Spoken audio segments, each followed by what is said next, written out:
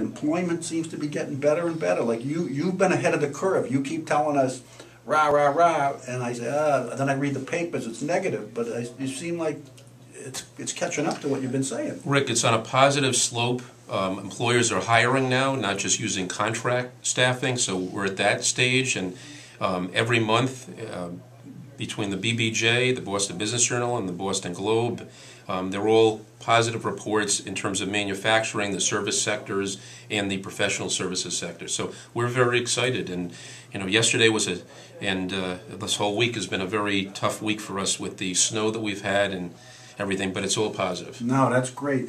Isn't that part of what makes Mark amazing? The predictions of the marketplace. No, he's 3 months out, and he's predicting the economic forecast. He's been hitting it right on. Absolutely. Mark, who do you have with you today? Well, in answer to your question, it's power of positive thinking. Right? Always. And speaking of power of positive thinking, I have Howard Goldman, who's senior partner at Goldman & Peace. Howard is one of the top real estate and litigation attorneys in Massachusetts, and in fact, I've known Howard professionally for over 25 years. We work very closely in a number of matters. Howard's handled some landlord-tenant issues, real estate issues, and debt collections for us, and he's just amazing. And just a side story, I remember when Howard and I